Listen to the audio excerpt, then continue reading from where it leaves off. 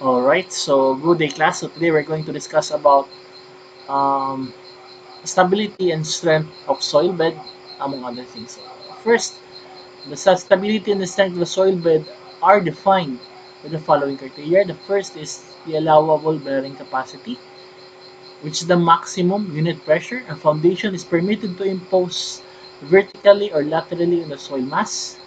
The next is density, which is the critical factoring determining the bearing capacity of granular soils. Then you have the SPT, which is the standard penetration test, which measures the density of granular soils and consistency of some clays. Then it records the number of blows required by a hammer to advance a standard soil sampler. Then we have MDD, which is the maximum dry density. So dry density is the density of soil or the like after it has been heated at a temperature of 221 degrees Fahrenheit to a dry condition. Then we have what you call the shearing strength, which is the measure of the ability to resist displacement when an external force is applied, due largely to the combined effects of cohesion and internal friction. Then you have a water table, which is the level beneath which the soil is saturated with groundwater. Okay, so let's move to the next slide. So the processes of excavation and earthworking. So these are as follows. So the excavation, which is what you call the process of digging the earth to provide a place for the foundation of the building. I think you've already seen this in some of the construction that has been happening all around us. Okay. So then you have what you call leveling and grading. So these are processes that change land elevation and slope by filling in low spots and shaving off high spots. Okay, so basically, class, I think most projects they are required to be built in land that is level. Okay. So that's why there's the process of leveling and grading. So if there's a high soil here, you cut that and distribute them equally so that the result will be a flat site. The next is stabilizing the soil, which is the process of compacting the soil on which the structure will rest. Then the protection of adjoining structure is a law that provides that any person making an excavation is responsible for resulting damage to adjoining property. So really have to be careful class when you're constructing, especially when you are excavating and there's a adjacent property. So you have to be careful because if you dig too deep and you don't provide adequate support, then there's a tendency for the soil to collapse.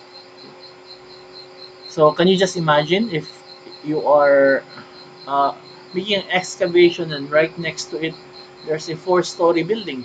So what would happen if you dig too deep without reinforcing the side of the adjoining property? Maybe it would the soil there would crumble, okay? Making the structure to topple itself down. Then you have shoring, which is the process of transferring a portion of the load of the wall to temporary footings and done when the excavation does not go much below the adjoining footings and when the material is fairly solid. So it consists of the following members. So shoring, it has what you call the sheet piles, which are timber, steel, or precast planks driven side by side to retain earth and prevent water from seeping into the extraction, and wheels or continuous horizontal beams which tie the sheet piles in place, or the soldier piles, which are steel H sections driven vertically into the ground to support. Then you have what you call the lagging or heavy timber planks joined together horizontally to retain the face of an excavation. Then you have what you call the cross bracing or rakers, which are diagonals which support the wheels and soldier piles bearing on hill blocks or footings. Then you have the tiebacks, secured to rock or soil anchors, are resorted to when cross bracing or rakers would interfere with the excavation procedure. So this is the detail class. So here you can see the soldier piles. This is here. This is the soldier piles here. This is the lagging. This is the steel. This is the timber here. This is the precast. Okay. So this is the soil. You can see that these are the sheet piling and soldier beams with lagging. Okay. So basically the concept is to prevent the soil here from eroding to this side. Okay. Because what happens last, say for example, you have a tall building here, right? Or even just a two-story structure here, then you dig too deep here, and then you don't provide bracing. There's a tendency for this portion, the adjoining property, to collapse to the other side. And then you are liable for that. So you really have to be careful when you are doing construction and excavation, especially in areas that have a lot of um, neighbors or adjoining buildings. So this is needling and underpinning, which is a process where needles or girders are used in cases where part or all of the weight of the wall has to be carried, or when the old footing is removed and the wall underpinned or carried down to a new footing of greater depth.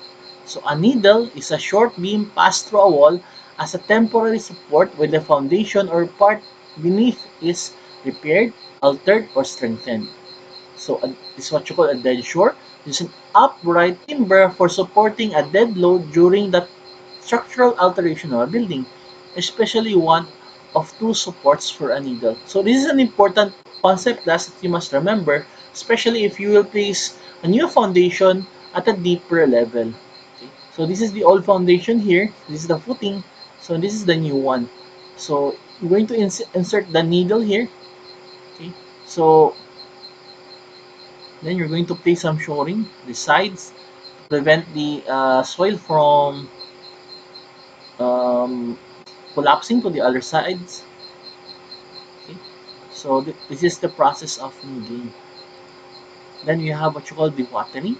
So it refers to the process of lowering a water table or preventing an excavation from filling with groundwater.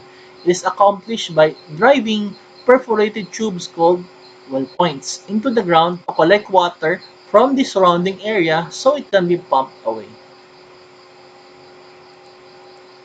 So this is particularly important class if you have projects which are near the sea or it's near the a river or something. So there's a tendency for the soil adjacent to it to be a little bit um, what you call this saturated with water. So the tendency is that there's also a water table. So if you need to place your foundation, you're going to have to remove the water. Let's talk about site drainage. So I think last the plans that I gave you, it has a plumbing plan. So the site drainage class is reflected there. So it is necessary. Site drainage is necessary to prevent erosion and collection of excess surface water or groundwater resulting from new construction.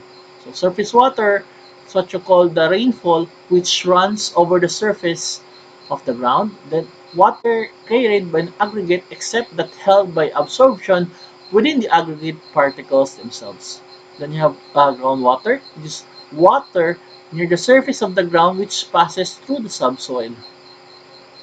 Then these are the basic types of site drainage. So A, we have the subsurface drainage, which consists of an underground network of piping for conveying groundwater to a point of disposal, as a storm sewer system or a natural outfall at a lower elevation on the site. So excess groundwater can reduce the loading capacity of a foundation soil and increase the hydrostatic pressure on the building foundation. So, waterproofing is required for basement structures situated close to or below the water table of a site. So, if your building class it has a basement or your house has a basement, you should make sure that it is waterproof. Now, the common problem here, class, in the Philippines, and I've noticed, is that when we construct basements, we only tend to do the finishing for one side only. So, what happens to the side, class, that's not finished is that water may still get in through it. Okay? So, it's really important. But when you um, for example, when you do your basements, you have to make sure that both sides they are finished. Okay? I think the same concept also goes if you have a firewall. So it's not good that if you have a firewall like this, that you're only going to finish the sides that facing the interior, then the CHB at the other side is exposed to the elements such as rain. Because if that happens, water could still seep through. So when it is best, and I recommend that when you erect a uh, firewall, that both sides be finished properly.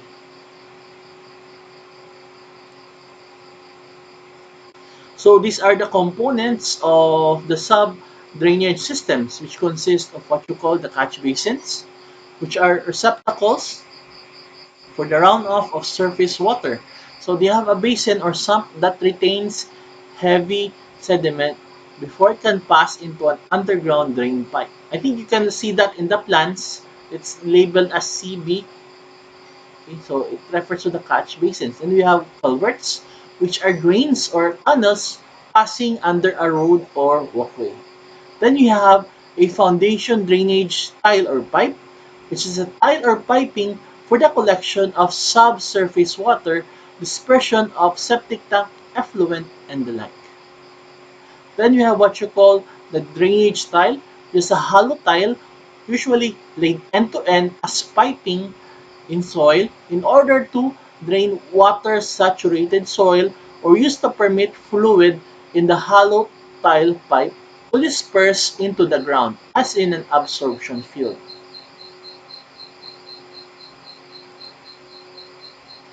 Then you have what you call the surface drainage. So it refers to the grading and surfacing of a site in order to divert rain and other surface water into natural drainage patterns or a municipal storm sewer system. So grass and lawn areas are sloped at 1.5 to 10%, while paved parking areas are 2% to 3%.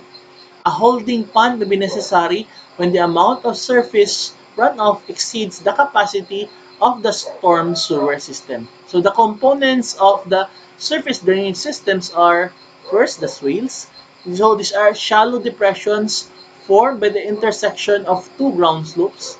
It is designed to direct or divert the runoff of surface water. So grass swales slope 1.5 to 2%, while paved swales slope around 4% to 6%. Then you have what you call an area drain. So it is a receptacle designed to collect surface water or rainwater from an open area. Then you have dry wells, which are drainage pits lined with gravel or rubble to receive surface water and allow it to percolate away to absorbent earth underground. It's also called an absorption well. Then you have the ponds and marshes, which are designed catchment areas for surface water. Then an absorption trench, which is a trench containing coarse aggregate and a distribution tile pipe through which septic tank effluent may flow or covered with earth. Then an absorption field or disposal field, it is a system of trenches containing coarse aggregate and distribution pipes through which septic tank effluent may seep into the surrounding soil.